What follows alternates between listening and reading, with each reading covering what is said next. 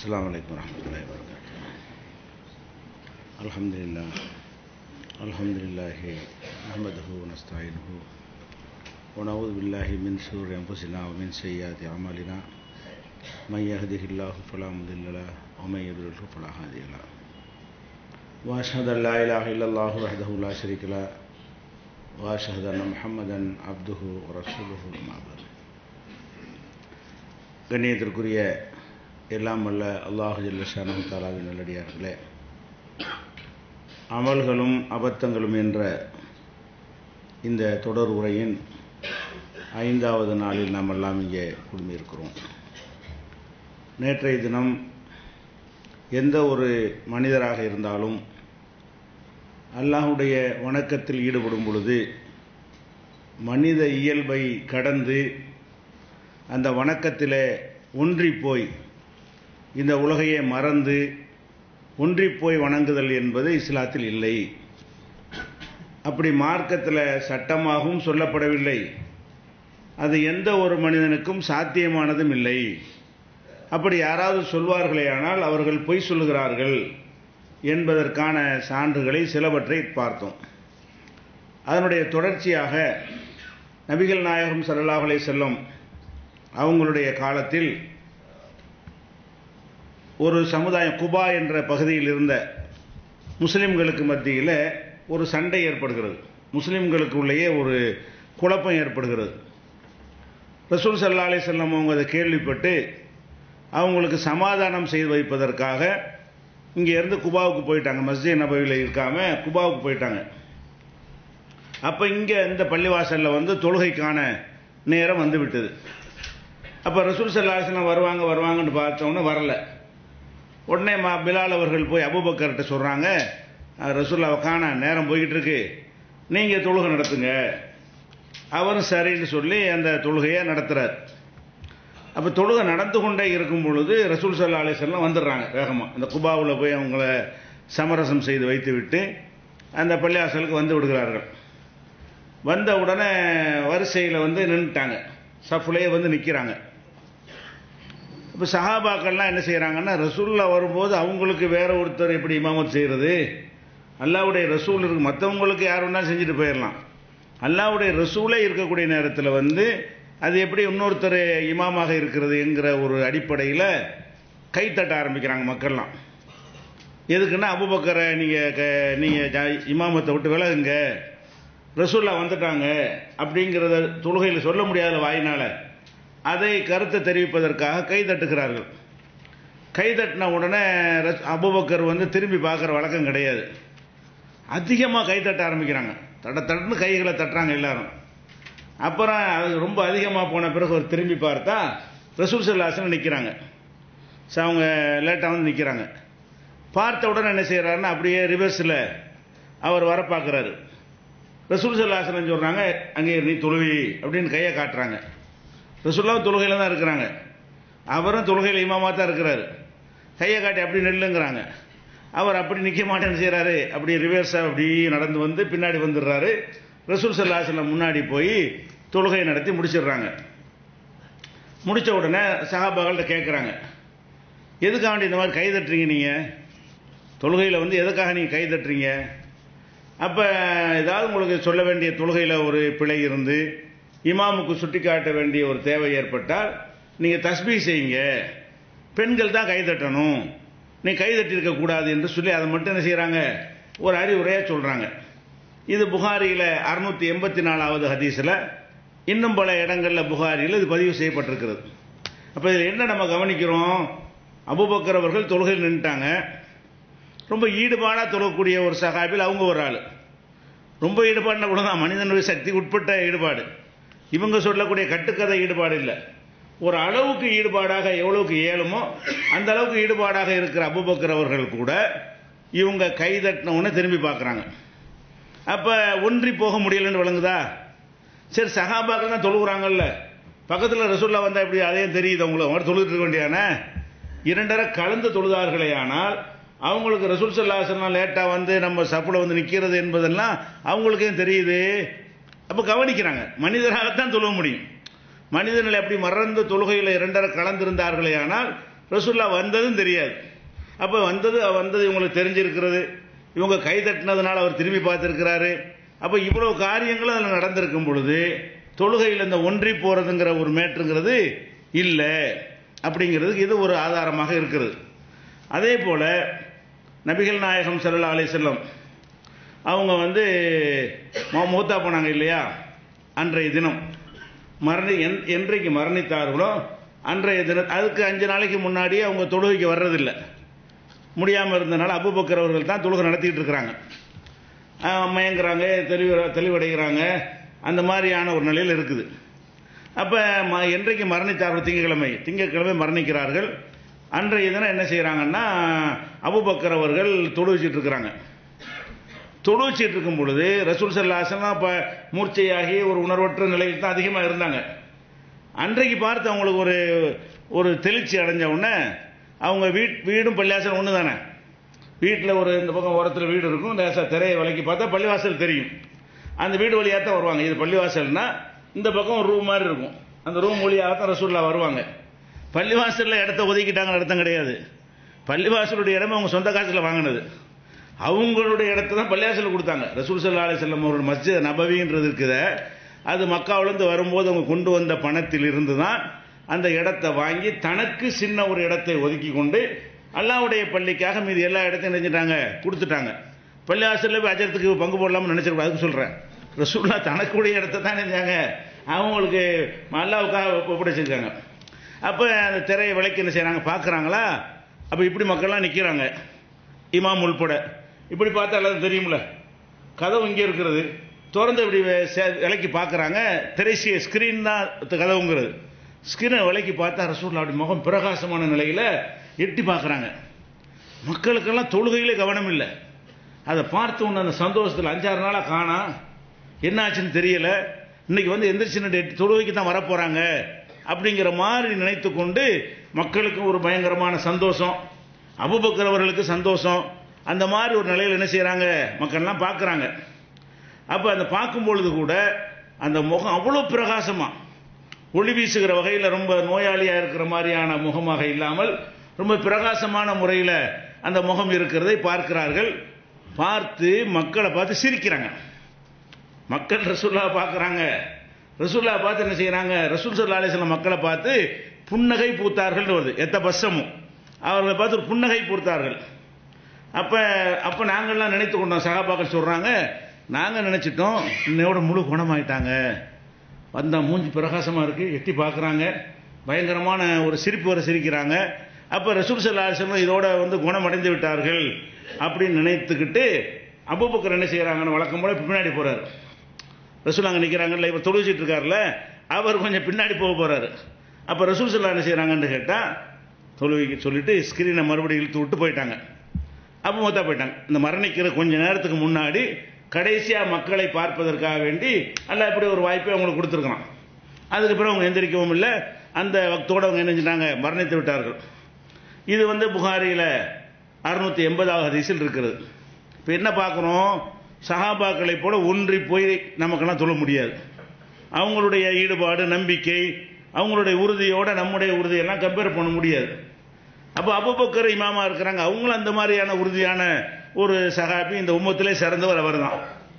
அப்போ அவங்க தொழுவும் போது இங்கே ஏன் கண்ணு போகுது, தொழுச்சிட்டு இருக்கிறாங்க, இமாம் நடுவில் இருப்பார், ஓரத்தில் ரசூலுல்லாஹ்வுடைய வீடு இருக்கிறது, அது ஸ்கிரீனை திறக்கிறது தெரிகிறது, ரசூலுல்லாஹ் பார்க்கறது தெரிகிறது, சிரிக்கிறது தெரிகிறது, அவங்க தொழுவைக்கு தான் வரப்போகிறாங்கன்னு நினைத்து கொண்டு பின்னாடி போக தெரிகிறது. அப்போ இப்போ ஏன் ஒன்றி போகிறதுன்னு ஒன்று இருந்தால் நடந்திருக்குமா? இவர்கள் பெரியார்கள், சூபியாக்கள், ஷேகுமார்கள், முரீதுகள்ங்கிற பேரில் எழுதி வச்சுக்கிற கதை இருக்குது, அது மாதிரியான ஒரு கான்செப்ட் இஸ்லாத்தில் இருக்குமா இருந்தால் அப்போ இந்த சஹாபாக்களும் தெரியாது, அவங்க எட்டி பார்த்து யாருக்கும் தெரிஞ்சிருக்காது, கண்டிருக்கவே மாட்டாங்க.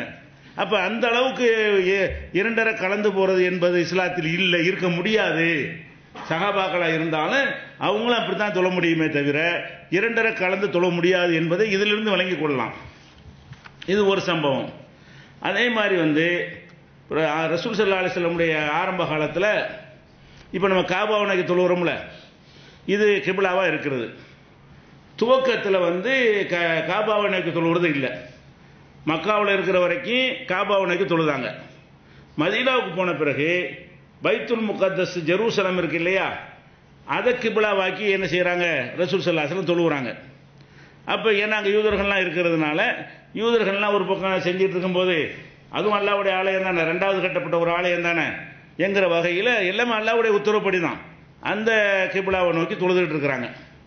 தொழுதுட்டு இருக்கும் 17 மாதம் மதீனாவுக்கு போய் 17 மாதம் என்ன செய்யுது, அந்த பைத்துல் முகத்தஸ் நோக்கி தொழுகிறாங்க. அப்புறம் அல்லாஹ்விலிருந்து உத்தரவு வருகிறது, கிப்லா காபாவை நோக்கி, இனிமேல் நீ வந்து மக்காவில் இருக்கும்போது எப்படி காபத்துல்லாவை நோக்கி தொழுதாயோ அந்த மாதிரி நீ வந்து தொழுவுன்னு சொல்லி கட்டளை வருது. இந்த கட்டளை வந்தவுடனே அந்த மாதிரி தொழுவ ஆரம்பிச்சுட்டாங்க. இந்த சம்பவம் நடக்கும்போது சுபு இரவுல இது வருது, இரவில் இந்த வஹி வருகிறது. ரசூல் ஸல்லல்லாஹு அலைஹி வஸல்லம் வந்து இதுக்கு அப்புறம் தொழுத தொழுக சுபு, இஷா தொழுத பிறகு இந்த வஹி வருது, கிப்லாவை காபாவை தான் நோக்கணும்னு சொல்லி. அப்போ மதீனாவில் மஸ்ஜித் நபவியில் உள்ளவங்க கரெக்டாக நோக்கிடுவாங்க, குபாவில் உள்ளவங்களுக்கு இந்த மெசேஜ் தெரியாது. அப்போ ஒருத்தர் சுபுகு நேரத்தில் என்ன செய்கிறார், வேக வேகமாக அந்த பள்ளிக்கு போகிறார் குபாவுக்கு. அந்த மக்களை போனால் அவங்க சிரியாவை நோக்கி, அதை சிரியானா பைத்துல் முகத்தஸ் இருக்கிற திசை ஷாம் என்று சொல்கிறாங்க இல்லையா, அந்த சிரியா பக்கம் திரும்பி தொழுதுட்டு இருக்கிறாங்க. இப்படி தொழுதுட்டு இருக்கிறாங்க. இப்படி தொழுதுட்டு இருக்கும் பொழுது என்ன செய்யறது, இவர் போறாரு, எல்லாம் தொழுகையில் இருக்கிறாங்க. சத்தம் போட்டு தொழுகையில் உள்ள மக்களுக்கு சொல்றாரு, மக்களே இன்று முதல் கிப்லா மாற்றப்பட்டு விட்டது, காபாவை நோக்கி எல்லாரும் திரும்புங்கள் அப்படின்னு அவர் சத்தம் போடுறாரு. இப்படி தொழுதுட்டு இருந்தவங்க அப்படி திரும்பிக்கிட்டாங்க. இப்படி இந்த சைடில் திரும்பிக்கிட்டு இருந்தவங்க தொழுகையில் இருக்கும் பொழுது இவர் போய் நேற்று இரவு காபத்துல்லாவை நோக்க வேண்டும் என்று உத்தரவு வந்து விட்டது, எல்லாரும் மக்காவை நோக்கி திரும்புங்கன்னவுடனே இப்படி திரும்பினவங்க இப்படி திரும்பிக்கிட்டாங்க.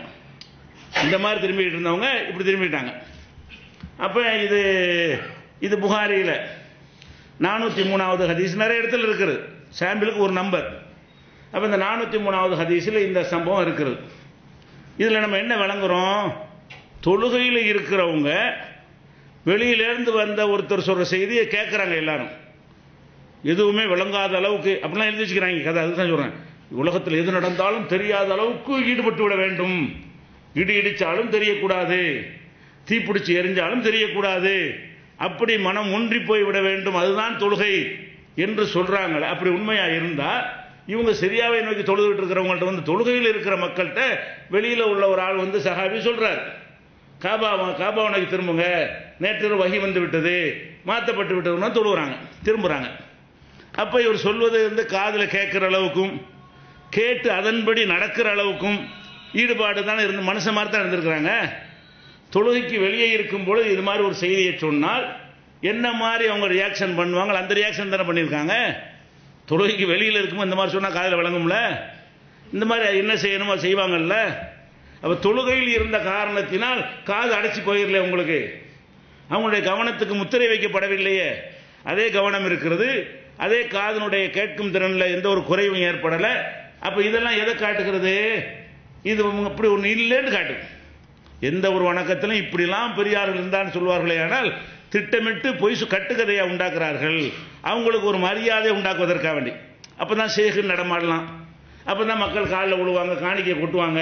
உங்களை எல்லாம் விட எல்லா வகையிலும் மேம்பட்டவர் என்று காட்டிக்கொள்ளணுமா இருந்தால் நீங்கள் தொழ முடியாத ஒன்றை அவர் தொழுவதாக காட்ட வேண்டும், அது நிஜம் கிடையாது. அப்படி காட்ட வேண்டும் என்பதற்காக அவங்களுடைய அடிவரடிகளை வைத்து கதையை அவிழ்த்து விடுவார்கள். அதுதான் இந்த மாதிரி கதைகள் என்பதற்கு இது ஒரு ஆதாரமாக இருக்கிறது. அதே மாதிரி ஒரு அபு சயீதுல் குத்ரி இவர் என்ன செய்கிறார்னா, ஜும்மா வெள்ளிக்கிழமை ஒரு முன்னாடி சுத்ரா வைக்கணும், தொழுவும் போது ஓப்பன் பிளேஸில் தொழுதால், செவர்லாம் இருந்தால் அது சுத்ராவாயிரும், செவர் ஒன்றும் இல்லாமல் அப்படி தொழுதுங்கன்னு வைங்களேன். அப்போ நமக்குன்ற ஒரு எல்லையை போடணும், எல்லை போட்டால் அதுக்கடையில் யாரும் வரக்கூடாது. அப்போ நம்ம சஜிதா செய்கிற இடம் இருக்குல்ல, அந்த அளவுக்கு ஒரு பேப்பரையோ ஒரு கைக்குட்டையோ ஒரு பொருளையோ எதையாவது ஒன்று ஒரு தடுப்பாக ஒரு குச்சியை கூட நட்டி வச்சுக்கிட்டோம்னு சொன்னால் அந்த எல்லைக்குள்ள வரைக்கும் நான் தொழுகிறேன், இது வரைக்கும் எனக்குரிய இடம், தொழுது முடிக்கிற வரைக்கும் அப்படிங்கிற அர்த்தம் அதுக்கு வருது. அதுக்கு குறுக்க போயிடக்கூடாது, அதை தாண்டி போகலாம். சுத்ரா ஒருத்தர் வைக்காட்டி அவர் குற்றவாளி ஆயிடுவார், ஆனால் சுத்ரா வச்ச பிறகு நீங்கள் குறுக்க போனீங்கன்னு சொன்னால் நம்ம குற்றவாளி ஆயிடுறோம். அப்போ இந்த சுத்ராங்கிற ஒரு தடுப்பை வைத்துக்கொண்டு அபு சயீது தொழுவும் போது ஒரு ஆள் அதுக்குள்ளே வர்றார், சுத்ரா இல்லாமல் சுத்ரா வச்சு தொழுகிறார். இதான் சுத்தரான்னு வச்சுக்கிறோம், தொழுகிறாருன்னு சொன்னால் இதுக்குள்ளே வர்றாரு, இங்கிட்டு போகலாம் தாண்டி. அவர் இதுக்குள்ளே நுழையிறாரு. நுழைஞ்சோன்னு அபூ சைத் என்ன செய்கிறாங்க, கையை கொண்டு தடுக்கிறாங்க. குறுக்க போகிறார்ல, குறுக்க போக கூட தக்பீர் கட்டினதை விட்டுப்புட்டு இப்போ கையை நீட்டின்னு செய்கிறாங்க, தடுக்கிறாங்க. தடுத்தவொன்னு அப்படி நின்றுறாரு. நின்று இப்படி இப்படி பார்க்குறாரு. இந்த ஒரு வழியாக தான் போக முடியும், எங்கே பார்த்தாலும் டைட்டாக இருக்குது, இவரை கடந்து போனால் தான் வெளியே போக முடியும் அப்படின்ட்டு தெரிஞ்ச உடனே மறுபடியும் உள்ள அவர் ட்ரை பண்ணுறாரு கடந்து போகிறதுக்காக வேண்டி. மறுபடியும் என்ன செய்கிறார், வேகமாக அட்டியை ஒன்று போட்டு தொழுதுட்டு இருக்கும்போது குறுக்க போகிறார்ல, ஒரு அட்டியை ஒன்று போடுறாரு. போட்ட உடனே அவருக்கு ஆடி போய் என்ன செய்கிறாருன்னா, அன்னைக்கு இருந்த மன்னர்கிட்ட போய் மருவான்கிட்ட போய் கம்ப்ளைண்ட் பண்ணுறாரு. இந்த மாதிரி என்னை தொழுதுட்டு அடிச்சு விட்டாரு, நீங்கள் நான் இப்படி குறுக்க போனேன்னா அவர் என்னை அடிச்சு விட்டாரு, வேகமாக அவர் அடிச்சு விட்டார் அப்படின்ற உடனே அப்போ என்னப்பான்னு கேட்குறாங்க. மருவான் கேட்குறாரு, நீ என்னமோ இந்த மாதிரி அடிச்சியாமல, உன் சகோதரர் எதுக்கு அடிக்கிற? அப்போ அபூ சயீத் குத்ரி சொல்கிறாங்க, ஒரு சுத்ராவை முன்னாடி வைத்து கொண்டு ஒருவர் தொழும்போது அவர் குறுக்கே போவாரையானால் ஃபொல் எது போகும், அது தடுக்கட்டும். ஃபொயின் நபா அதை மீறினாரையானால் ஃபொல்லி காத்தில்ஹு, அவரோட சண்டைக்கு போங்க. என்ன ஃபொயின் நபாஹோ ஷைத்தான், அது ஷைத்தான். தொழுதுகிட்டு இருக்காரு, சுத்ராவை வச்சு தொழுவும் போது தடுத்த பிறகு ரெண்டாவது தடவை வந்தார்னு சொன்னால் அவர் மனித வடிவில் உள்ள ஷைத்தானு. ஷைத்தான் அந்த நெச ஷைத்தான் இல்லை, கெட்டவனுக்கு அந்த வார்த்தையை ரசூலுல்லாஹ் யூஸ் பண்ணுவாங்க. அப்போ ஷைத்தான் என்று ரசூல் ஸல்லல்லாஹு அலைஹி வஸல்லம் சொல்ல நான் கேட்டிருக்கிறேன், அதனாலயாக்க நான் தடுத்தேன், நானும் அடிக்கலை. ரசூல் ஸல்லல்லாஹு அலைஹி வஸல்லம் இப்படி நமக்கு சொன்னார்கள். இது புகாரில் 509வது ஹதீஸ். இதில் ரசூலுல்லாஹ் சொன்ன அந்த சொல்லு எதை காட்டுது, நம்ம இரண்டரை கலந்து ஒன்றி தொழுகிறதுமா இருந்தால் ஒருத்தன் குறுக்க போகிற நம்ம எப்படி தெரியும்? குறுக்க போனால் நீ தடுன்னு சொன்னார்களே, ஆனால் அப்போ குறுக்க போனது உனக்கு தெரியும், தெரியும்படி தான் உனக்கு தொழுவ முடியும். குறுக்க ஒருவன் போனால் கூட அப்படி நின்று குறுக்க போனீங்களா, யாராவது போனீங்களா இப்படி கேட்குற அளவுக்கு தொழ முடியுமான்னா முடியாது. அப்போ குறுக்க போவானே ஆனால் அது உனக்கு கண்டிப்பாக தெரியும், நீ தடுக்கணும். தடுக்கிறது லேசாக தடுத்து பாரு, மீறி வந்து ஒரு அடியை போட்டு என்ன செய்ய தடுன்னு சொல்லுவார்களே, ஆனால் இது இரண்டரை கலக்கிறது இல்லை தானே. ரசூலுல்லாஹ்வுடைய வழிகாட்டுதலாகவும் இருக்குது, ஒரு சஹாபி செஞ்சும் காட்டுறாரு. ஒரு சஹாபியுடைய வாழ்க்கையில் என்ன செய்கிறாரு, அது செய்முறைப்படுத்தி அடித்து விரட்டியும் காட்டுகிறார். இது புகாரில் 509வது ஹதீஸில் இருக்கிறது. அப்போ இதெல்லாம் என்ன காட்டு, இந்த சட்டங்கள்லாம் என்ன செய்கிறது, குறுக்க போகிற தடுக்கணும்லாம் ஹதீஸ்லாம் இருக்கு. இதன்னு சொல்லக்கூடிய செய்தி என்ன, மனிதன் வந்து தன் இயல்பை வென்று தொழ முடியாது, அவனுக்கு உரிய பலவீனங்களை வென்று விட்டு என்ன செய்ய முடியாது, தொழுகவோ வேறு எந்த ஒரு காரியமுமே செய்ய முடியாது. இது ஒரு ஆதாரமாக இருக்கிறது. அதே மாதிரி வந்து முஆத் ரலியல்லாஹு அன்ஹு என்ன செய்கிறார்னா, இஷா தொழுகிறார். அவர் என்ன செய்வார்னா, ரசூலுல்லாஹ்வுடைய மஸ்ஜித் நபவியில் தொழுவார். தொழுதுபிட்டு அவர் மஹல்லாவில் போய் தொழுவிப்பார். இந்த பரக்கத்து கிடைக்கணுங்கிறதுக்காக வேண்டி ரசூலுல்லாஹ்வோட ஒவ்வொரு வக்திலையும் வந்து 5 வக்திலையும் கலந்து கொள்வார். கலந்துட்டு வேகமாக போவார். அவர் ஏரியாவில் உள்ள சின்ன பள்ளியில் போய் என்ன செய்வார், மக்களுக்கு இமாமா நின்று தொழுவிப்பார். தொழுவிச்சேன்னா அவர் என்ன, ரசூலுல்லாஹ் தொழுவதன் மூலம் ஒரு பரக்கத்து கிடைக்கணுங்கிறதுக்காக வேண்டி அவர் இமாமா இருந்தாலும் இங்கேயும் தொழுது கொண்டார். அப்படி வேற யாருக்கும் அப்படி செஞ்சிட முடியாது. நீங்கள் எந்த பள்ளியில் தொழுது அங்கே போய் தொழக்கூடாது, அப்படி எவனும் பரக்கத்து கிடையாது, எல்லாம் சமம். அல்லாஹ்வுடைய ரசூல் மட்டும் விசேஷம், விதிவிலக்கு. அதனால் அவர் அப்படி செஞ்சாரே, ஆனால் நீங்கள் என்ன செய்யக்கூடாது, பெரிய அஜர்த்து பள்ளியில் போய் தொழுது விட்டு சின்ன அஜர்த்தை போய் அங்கே இருப்போம்லாம் இருக்கக்கூடாது. அவர் தொழுகைக்கு நின்ன ஒரு அவர் தொழுகை விட உங்கள் தொழுகை மேலானதாக இருக்கும். இது அல்லாஹ்வுடைய ரசூலுக்கு மட்டும் உள்ள ஒரு விசேஷம், வேற அது கிடையாது. அப்போ அவர் இஷா தொழுகும்போது, இஷா தொழுகை ராத்திரி நேரத்தில் மக்கள் தூங்கணும் போகணும் வேலைகளில் வருவாங்க. தொழில்துறை கூலி வேலைக்கு போய்விட்டு தண்ணி பாய்ச்சி விட்டு வந்து ஒரு சீக்கிரம் தொழுதா டயர்டாக படுக்கலான்னு வருவாங்க. இவர் பக்கராவை ஆரம்பிக்கிறார். இஷா ரெண்டரை ஜுஸுக்கு மேலே இருக்குது. அப்போ ஒரு பக்கரா இஷா தொழுகையில் என்ன செய்கிறாரு, பக்கராவை ஆரம்பிக்கிறார். ஆரம்பித்த உடனே ஒரு ஆள் இது மாதிரி கூலி வேலை செய்யக்கூடிய உடல் உழைப்பு தொழிலாளியாக இருக்கிறவர் என்ன செய்கிறாருன்னா, தெரிஞ்சு வச்சு பக்கராவை ஆரம்பிக்கிறாரு. பக்கராவில் சில வசனத்தை முடிப்பார்னு பார்த்தா முடிக்கிற மாதிரி இல்லை, போகுது ஒரு அளவுக்கு போனவுடனே இவர் முழு பக்கரா ஓதாமல் நிப்பாட்ட மாட்டார்னு அவருக்கு தெரிஞ்சு போச்சு. அவர் என்ன செய்கிறாருன்னா, தொழுகை முறிச்சுப்புட்டு ஜமாத்தோடு விலகிட்டு அவர் தனியாக தொழுதுட்டு போயிட்டார். ஜமாத்தில் கலந்து கொண்டவர் இஷாவில், இவர் இஷாவை நீட்டுவதை பார்த்துவிட்டு இது நமக்கு சக்தி இல்லைன்னு நினைத்து அவர் தனியாக ஜமாத்திலிருந்து விலகி விட்டார். இமாமை விட்டு விலகி அவர் தன்னால் ருக்கு செய்தாலும் செஞ்சு வீட்டுக்கு போய் சேர்ந்தார். இது முஆதுக்கு தெரிஞ்சிருச்சு. தெரிஞ்சவன இவர் போய் கம்ப்ளைண்ட் பண்ணுறாரு ரசூலுல்லாஹ்ட்ட, இந்த மாதிரி ஜமாத்தில் சேர்ந்துட்டு தொழுவாம இடையில கட் பண்ணிட்டு இருந்தாலும் போயிட்டாரு அப்படின்னு கம்ப்ளைண்ட் பண்றாரு. அப்ப ரசூல் ஸல்லல்லாஹு அலைஹி வஸல்லம் என்ன செய்யறாங்க, கூப்பிட்டு கேட்கறாங்க என்ன பண்ணு. அவர் என்ன சொல்றாரு, அதாவது நாங்க தண்ணி பாய்ச்சணும், ராத்திரில போய் தண்ணி பாய்ச்சி விட்டு டயர்டாகி போய் என்ன செய்யணும், அப்புறம் படுத்து தூங்க வேண்டி இருக்கிறது. அந்த மாதிரி நேரத்தில் இவர் பாட்டுக்கு இவ்வளவு நேரம் இழுத்தாருன்னு சொன்னா எங்களுக்கு தாங்க முடியாது, காலைல எந்திரிக்க முடியாது, அதனால நான் அந்த மாதிரி செஞ்சுட்டேன். அப்ப ரசூலுல்லாஹ் என்ன செஞ்சாங்கன்னு கேட்டா, ஃபத்தானுன், நீ குழப்பவாதியா? யாரை கேட்கறாங்க, இவர் இமாம கேட்கறாங்க, நீ என்ன குழப்பம் பண்ற, சுருக்கமா தொழ வேண்டியதானே, உனக்கு தொழுதால் நீ எவ்வளவு தான் தொழுதுக்க, மக்களுக்கு தொழுவிச்சேன்னா சுருக்கமா தொழுவி, பலதரப்பட்ட மக்கள் வருவாங்க, அவங்க எல்லாம் தாங்க மாட்டாங்க, நீ தனியா தொழுவுறியா, நீ பக்கரா வேண்டாலும் ஓது, 4 சூறா வேண்டாலும் ஓதிக்க, உனக்கு மட்டும் உள்ள விஷயம். பிறருக்கு இமாமா இருக்கும் பொழுது பலவீனர்கள்லாம் இருப்பாங்க, உங்களுக்கு கவனிக்கணுமா இல்லையான்னு சொல்றாங்க. அப்ப இது புகாரில 701 701 ஹதீஸ்ல இருக்கிறது. இப்ப இதுல நம்ம என்ன விளங்குறோம், இவர் தொழுவிக்கிற நீட்டின உடனே ஒரு மனிதனுக்கு எவ்வளவு நிக்கலும் அவ்வளவு நிக்கலும், அவருக்கு ஏழல, இவருக்கு 7 ஓதுறாரு, அவருக்கு 7 என்ன செய்யல, ஒன்றி போகானா 7 ஆகா இப்படி அப்படி நினைக்கல, போய வேலையை பத்தி நாம தொழுது போறேன்னு போறாரு. ஏன், அவருக்கு அதான் 7, அவர் மனிதனாத்தான் இருந்தார், அவர் தொழுகை ஏற்றுக்கொள்ளப்படாத தொழுகையா ஒன்றி போகாம தானே தொழுதுருக்காரு, முடிச்சுட்டே போயிட்டாரு. அவர் ரசூலுல்லாஹ் கண்டிப்பாங்கன்னு இவர் நினைச்சாரு, முஆத் நினைச்சாரு, தொழுகை விட்டு இவர் வெட்டிட்டு போனாரா இல்லையா முடிச்சுட்டு, இவரை ரசூலுல்லாஹ் கண்டிப்பாங்கன்னு நினைச்சா இவரை கண்டிக்கிறாங்க ரசூலுல்லாஹ்.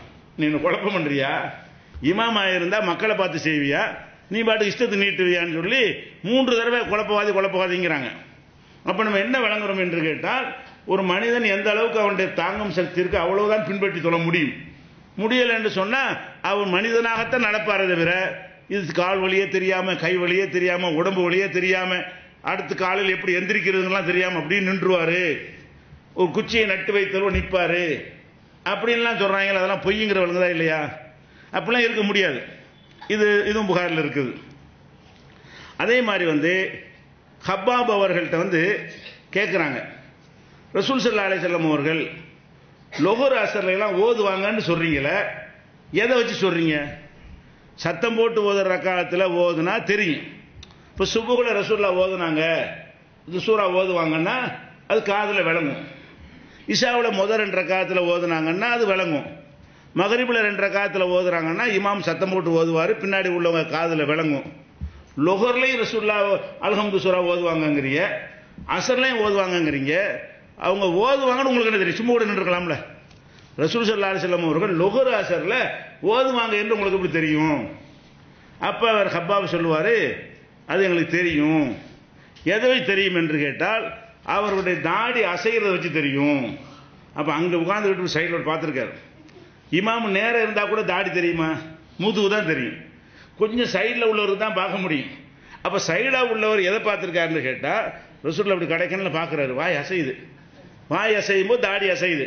அப்ப சும்மா ஒரு திங்கவா செய்யறாங்க தொழுகையில, இப்ப தாடி அசையுதுன்னு சொன்னா இதை ஓதுறாங்க, வாய் அசைக்கிறாங்க, என்ன ஓதுறார்கள் என்பதை இப்படி கண்டுபிடித்துக் கொள்வோம். அப்ப இமாம் ஓதுவதை இதை கவனித்து அவர் வாயில அசைகிறதை அறிந்து கொண்டு ஓதுவார்கள் என்று சொல்றாங்கன்னா அவர் ஏன் கவனிச்சாரு? தொழுகையில போய் ஈடுபட்டு ஒன்றி விட வேண்டியதானே அப்படிங்கிற மாதிரி இல்லாம என்ன செய்யற ஒன்றல அவரு. அப்ப ஒன்றாம என்ன செய்யறாரு, தொழுது கொண்டிருக்கும் போது ரசூலுல்லாஹ் பார்க்கிறாரு, ரசூலுல்லாஹ் என்ன செய்யறாங்க, எப்படி வாயசைக்கு ஓதுறாங்களா இல்லையான்னு ஒரு யோசனை அப்படி கவனிக்கிறார். ஓதத்தான் செய்யறாங்க, வாயசைது ஓதுறாங்க வழங்கி கொள்கிறார். அப்ப இது பார்க்கறது ஒரு கவனமின்மை தானே. தொழுகையில் 2 கலந்து போயிட்டா அதை ஏன் பார்க்கறாங்க அப்படிங்கிறதுலாம் கிடையாது. ரசூலுல்லாஹை பின்பற்றி சொல்லும்போது இப்படி பெரிய பெரிய ஷேகுமார்களை பின்பற்றி தொழுதால் வந்துரும்லாம் சொல்றாங்க. இது நான் சொன்ன அம்புட்டுமே ரசூலுல்லாஹை பின்பற்றி தொழுது.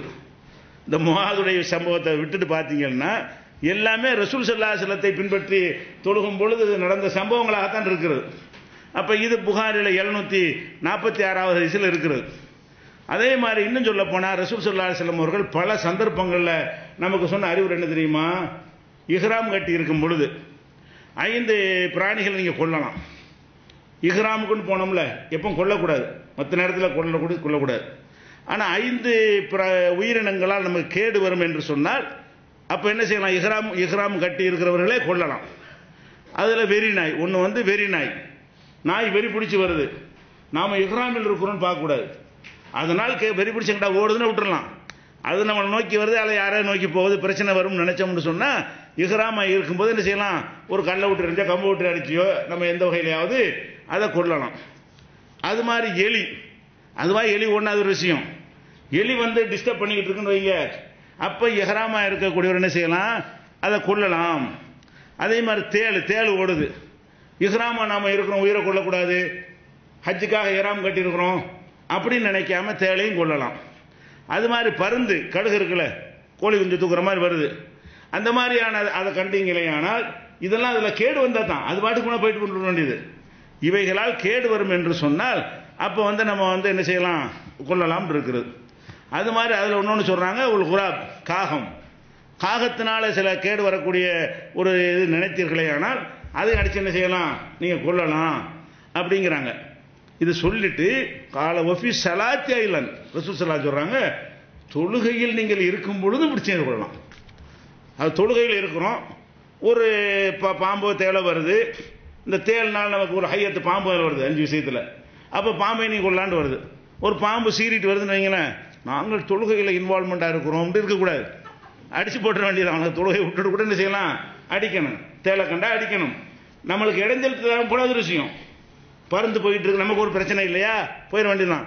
நமக்குள்ள ஒரு கோழி குஞ்சு வந்து பிடிக்க வருது, வீட்டில் கோழி குஞ்சு வளர்க்குறோம், தொழுதுகிட்டு இருக்கிறோம், கோழி குஞ்சு பிடிக்கிறதுக்கா பறந்து வருதா, விட்டுட்டு போய் அடிக்கிறதா அடிச்சிடலாம், அது தப்பு கிடையாது. அப்போ இது ஒபி சலாத்தி ஐலன், தொழுகையிலையும் இந்த மாதிரி செய்யலாம் என்று நபிகள் நாயகம் ஸல்லல்லாஹு அலைஹி வஸல்லம் சொன்னதாக ஹதீஸ் இருக்கிறது.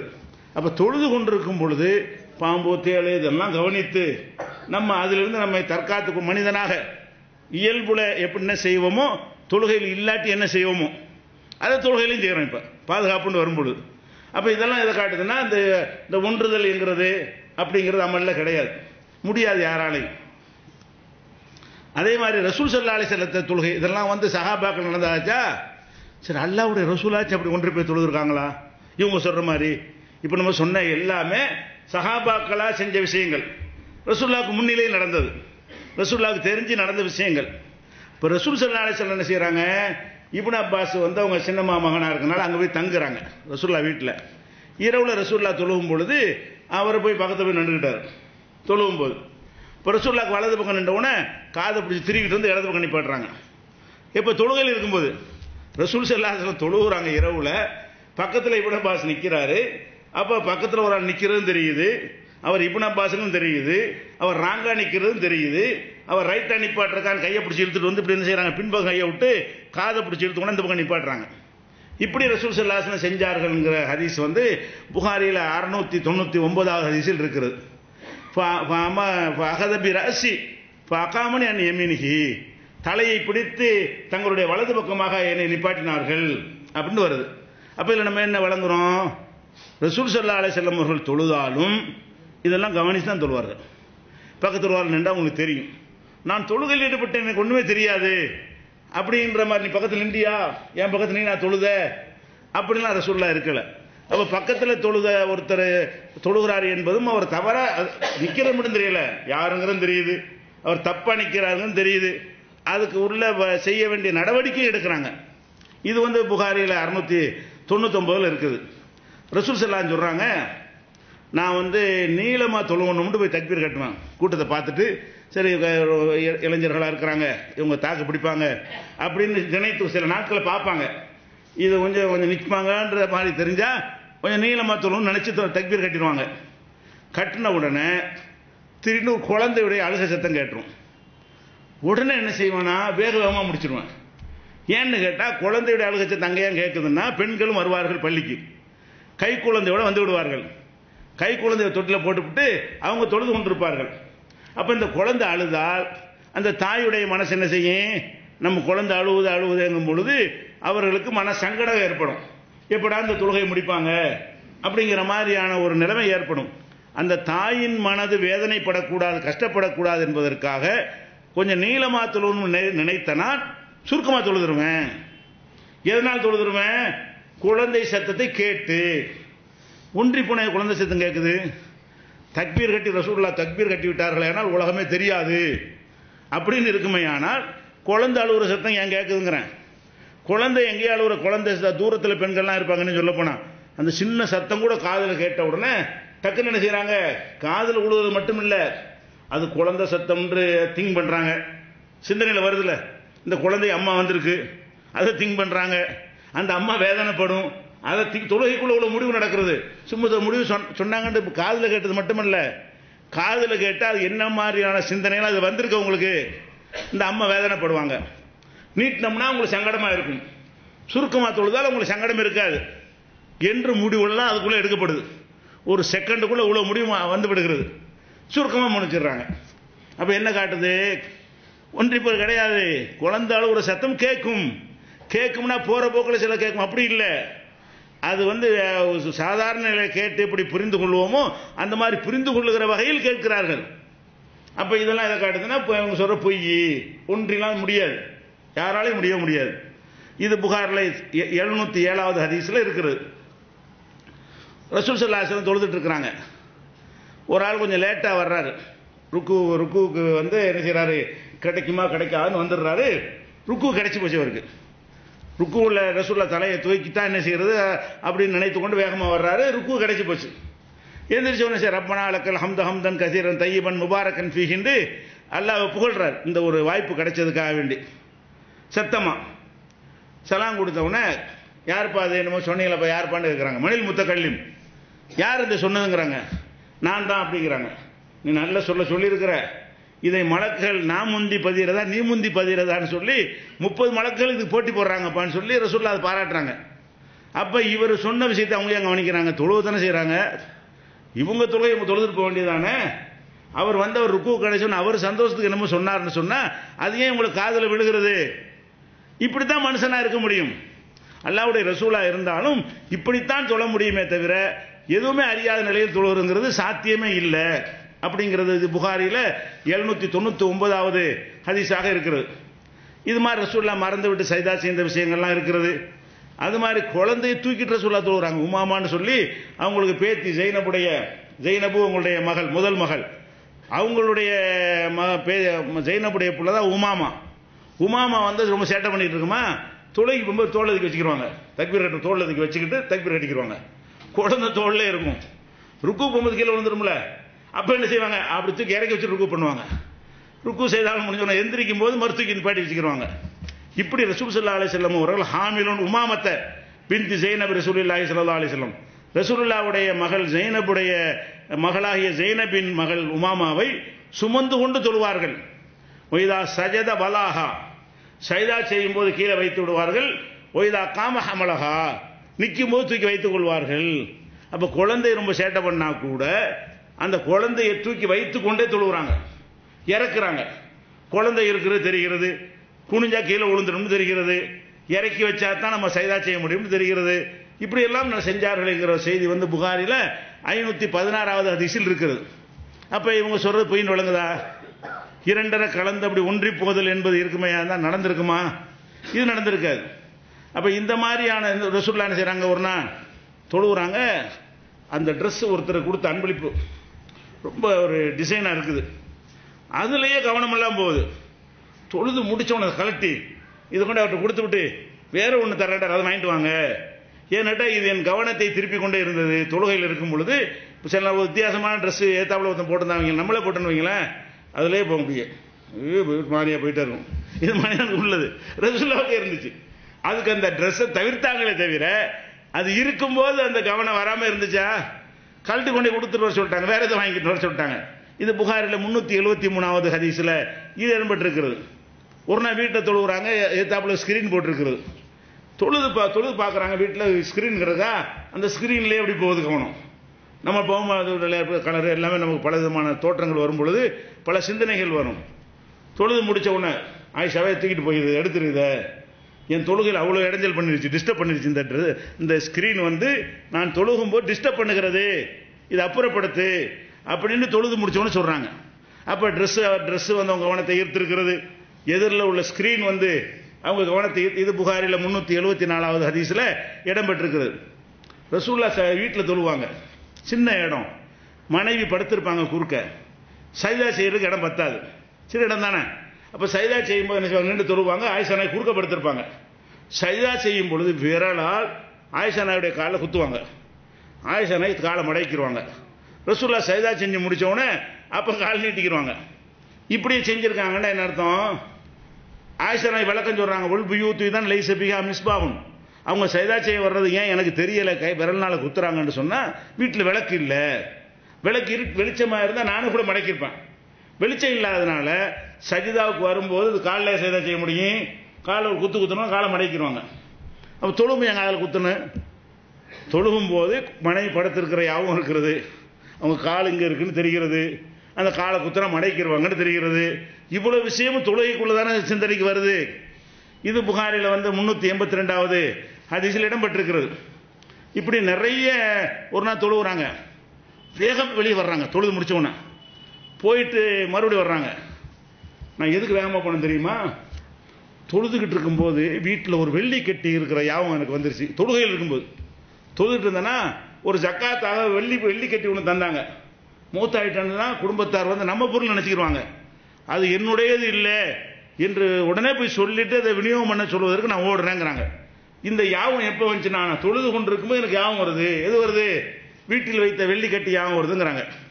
இப்படி ஏராளமான ஒரு ஹதீஸ்கள் இருக்கிறத பார்க்குறோம். இப்போ இவங்க செஞ்ச கதை, இந்த அமல்கள் அபத்தங்கள் இருக்குல்ல, இந்த அமல் இதுக்காக இந்த தலைப்பு எடுத்துக்கிறோம். அமல்களின் சிறப்புன்னு வைத்துக்கொண்டு அவ்வளவு அபத்தங்களை எழுதி வைத்திருக்கிறார்கள் இல்லையா? இவ்வளவு 2 நாள் பார்த்த ஆதாரங்களை பாருங்க. இவங்க எழுதியிருக்கிற கதையை பாருங்க. இப்படியே பக்கம் 106 அலி ரலியல்லாஹு அன்ஹுவர்களுக்கு ஒரு போரில் அம்பு தைத்து விட்டது. அம்பு உள்ள தைச்சிருச்சுன்னு சொன்னா, அம்புன்னா ஒரு 2 விரிஞ்சாப்புல இருக்கும்ல, உருவி எடுக்க முடியாது, உருவி எடுக்க கஷ்டமா இருக்கும். அப்போ வேதனையில் துடிக்கிறார். அப்போ என்ன செய்யறாங்க? அவர் தொழுகையில் நிற்கும் போது நம்ம எடுத்துருவோம். ஏன்? தொழுகையில் தக்பீர் கட்ட எதுவும் தெரியாது அவருக்கு, சும்மா உருவி எடுத்தா வலிக்குமா அவருக்கு. அலி தக்பீர் கட்டி நின்ற உடனே அப்படி ஈஸியாக எடுத்துட்டாங்களாம். சலாம் கொடுத்துட்டு என்ன அம்பு எடுக்கணும் முடியல, எடுத்துட்டீங்களா அப்படின்னு கேட்டாராம். பார்த்தீர்களா? இப்படி முடியுமாங்க? ஒரு குழந்தை ஒரு சத்தத்தை கேட்டு ரசூலுல்லாஹ் டிஸ்டர்ப் ஆகிருக்கிறாங்க. அலி ரலியல்லாஹு அன்ஹுக்கு அம்பு குத்திருச்சான், அம்பு குத்துறதை எடுக்க முடியாம மயக்க மருந்து தான் கொடுத்து எடுக்கணுங்கிற அளவுக்கு உள்ள வேதனை. இவர் தக்பீர் கட்டணும்னா எல்லாம் தெரியல அப்படின்னு சொல்லி அலிலேருந்து ஆரம்பிக்கிறாங்க கதையை. இப்படி ஒன்று எழுதியிருக்காங்க. இது பக்கம் 106. அதே மாதிரி இன்னொரு பெரியார் மக்கள்கிட்ட சொல்லுவாரான் வீட்லாம், நான் இப்போ தொழுவ போகிறேன், என்ன வேண்டாலும் பேசிக்கிறேங்க, எனக்கு கேட்காது. தொழுவாமல் இருக்கும்போது பேசுனீங்கன்னா எனக்கு கேட்டுரும். அதனால செய்யுங்க, நீங்கள் தொழும் போது என் காது கேட்காது, நீங்கள் என்ன வேண்டாலும் பேசுங்கன்னு சொல்லி தக்பீர் கட்டு வரோம். அப்படின்னு அர்த்தம். அவரை பற்றி திட்டுனா கூட ஏதோ நம்மளை பற்றி என்ன பேசுகிறாங்கன்னு அறிஞ்சிக்கிறதுக்காண்டு இந்த தந்திரம் பண்ணியிருக்காங்க. இந்த பெரியார் என்ன பண்ணியிருக்கான்னு கேட்டால், தொழுவும் போது நம்ம கேட்காது அப்படின்னு சொல்லி தக்பீர் கட்டினோம்னா நம்மளை பற்றி என்னெல்லாம் பேசுகிறாங்கன்னு தெரிஞ்சுக்கிடலாம். அதுக்காக செஞ்சிருக்கணுமே தவிர தொழுவுனால் கேட்காதான். பார்த்தீர்களா? தொழுகும் பொழுது என்ன நடக்குதுன்னு தெரியாமல் அந்த பெரியார் ஒவ்வொருத்தரையும் இதை சொல்லிடுவாராம். இந்த பையனும் பேசணும் அப்படிங்களே, இப்போ பேசுங்க, நான் தொழுவு போகிறேன் அப்படிமா. இது பக்கம் 106 இருக்குது. இதெல்லாம் இவ்வளோ ஹதீஸுக்கு மோதுதா இல்லையா? இவங்க அல்லாவுக்கு எதிரான விஷயத்தான பள்ளியாசலம் வந்து படிக்கிறாங்க. அல்லாவுடைய வழிகாட்டுறதுக்கு நேர் யுத்தம் செய்யக்கூடிய விஷயங்களை அமல்கள் என்று சொல்லி படித்துக் கொண்டிருக்கிற காட்சியை பார்க்கணும். அதே மாதிரி அமீர் பின் அப்துல்லான்னு ஒரு பெரியார் இருந்தாராம். இதுவும் பக்கம் 106 இருக்குது.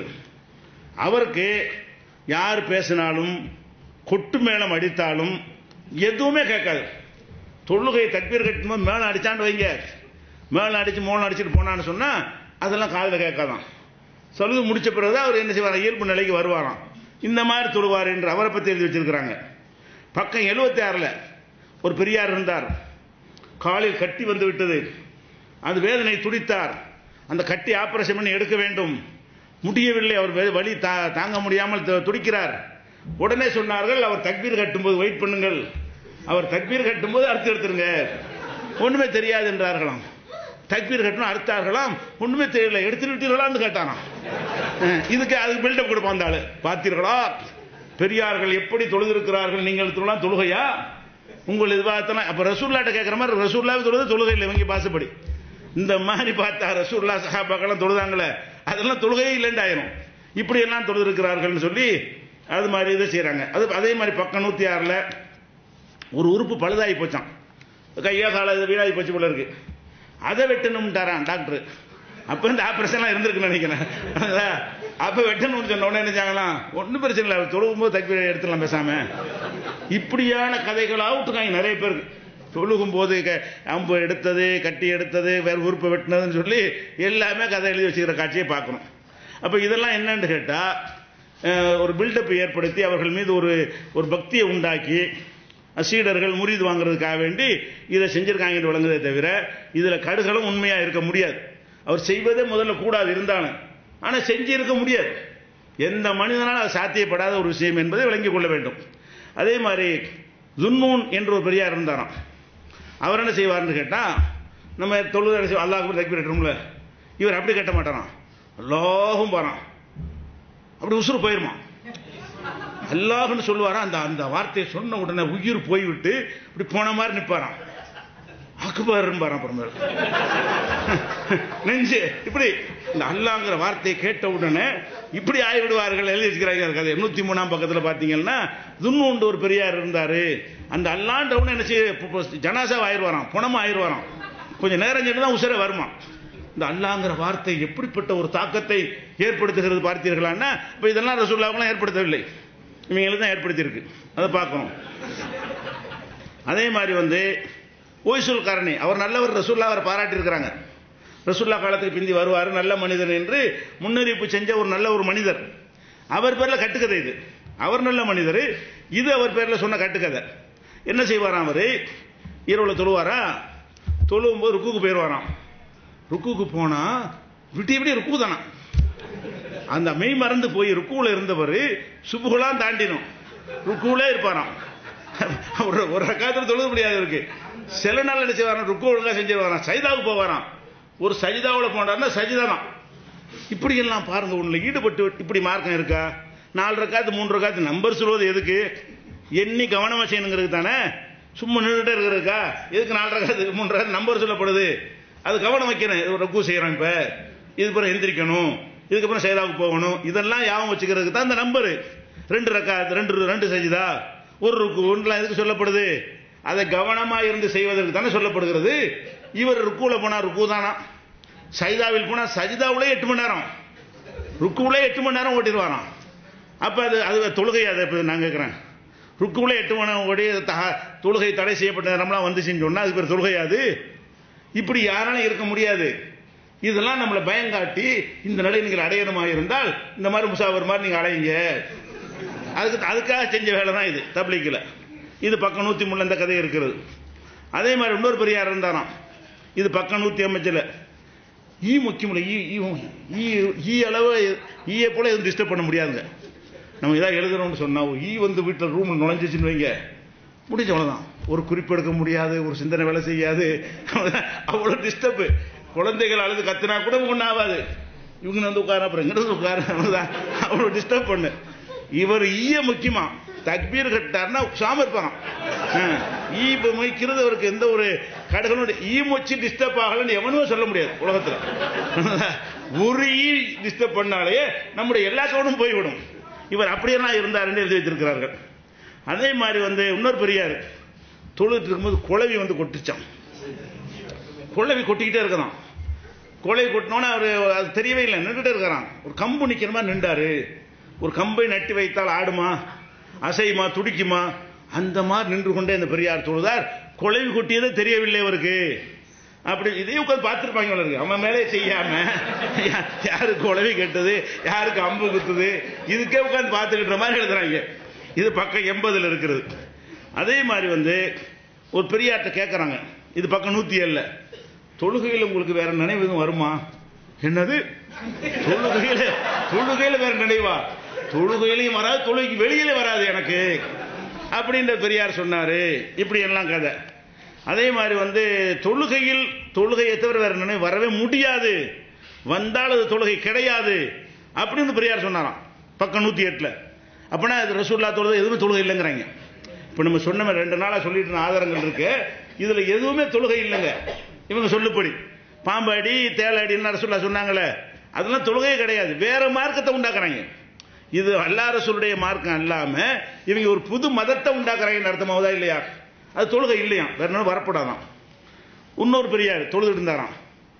குதிரையை கட்டி போட்டு தொழுதாராம், ஓடி போச்சான். அது பாட்டு தொழுது இருந்தாராம். என்னப்பா குதிரை ஓடுது தொழுது முடிச்சுட்டு கேட்குறாங்களாம். நான் அல்லாவுடைய இன்பத்தில் லைத்து இருக்கும்போது குதிரை ஓடுறதுலாம் எனக்கு தெரியும். குதிரை கதை நேரத்தை சொல்லியிருக்கோம், சஹாபி இப்படி நடந்தாண்டு. இவங்க என்ன செய்கிறாங்க, குதிரை ஓடுனதுனால கண்டுக்கிறாம தொழுதாங்களாம். இது பக்கம் 105. இன்னொரு பெரியார் வீடு தொழுதுட்டு இருந்தது, வீட்டில் தீ பிடிச்சிருச்சான். வீட்டில் தொழுதுட்டு இருக்கிறாரு, வீட்டில் தீ பிடிச்சிருச்சு. தீ பிடிச்சா என்ன செய்யணும், குழந்தைகள் இருக்கும், பெண்கள் இருப்பாங்க, பெருமதியான பொருள்கள் இருக்கும், பிறருடைய அமானித பொருள்கள்லாம் இருக்கும். உடனே அதுக்குரிய முஸ்தீப் எடுத்து ஆவணம் செய்யணுமா இல்லையா? இவர் மாட்டு நின்றுருக்கான், தீ பிடிச்சி எரிஞ்சிட்டே இருக்கலாம். தொழுகதானா, தொழுது முடிஞ்சிட்டு கேட்குறாங்களா, என்ன இவ்வளோ பெரிய நேரத்தில் இப்படி செஞ்சிருக்கிறீங்களே? நரக நெருப்புடைய ஞாபகம் இந்த நெருப்பை மறக்க செய்து விட்டது. இவருக்கு மறக்க செஞ்சிருச்சான். எப்படிங்கிற இது எப்படி சாத்தியம்ங்கிற? அப்ப ரசூலுல்லாஹ்க்கு நரக நெருப்பு ஞாபகம் இல்லையா? அப்ப சஹாபாக்களும் இல்லையா? அது மாதிரி இருக்கிற ஒரு குழந்தை அழுதா டிஸ்டர்ப் ஆகுன்னு சொல்லிட்டு தொழுகையை சுருக்குறாங்கிறாங்க. இவர் நரக நெருப்புடைய ஞாபகம் வந்து வீட்டில் பொம்பளை பிள்ளைக்கு என்ன ஆகும், இவனை நம்பிலாம் பொண்ணு கொடுத்தா என்ன ஆகுறது? இந்த மாதிரி இருக்க பயிருக்கு பொண்ணு கொடுத்தா எரிஞ்சு நாசமா போனாலும் பார்த்துட்டு இருப்பாங்க. பாருங்க, இந்த மாதிரிலாம் எழுதி வச்சுக்கிற காட்சியை பார்க்குறோம். எதுக்கு இது நிறைய சம்பவம் இருக்கிறது. அது மேற்று என்னன்னு கேட்டா, தொழுகை இந்த வணக்கத்தின் மூலமாக, அமல்கள் மூலமாக நம்மை மறந்துடணும், தன்னிலை மறந்துடணும், இரண்டரை ஒன்றிவிட வேண்டும் என்ற ஒரு கருத்தை மக்கள்கிட்ட விதைச்சு ஒரு போதையில் இருக்கக்கூடியவர்களாக மாற்றி இருக்கிறாங்க இல்லையா? அது தவறு என்பதை விளக்குவதற்காகத்தான் இந்த 2 நாள் உலக ஆதாரம். மீதி விஷயங்கள் நாளைக்கு பார்ப்போம். அஸ்ஸலாமு அலைக்கும்.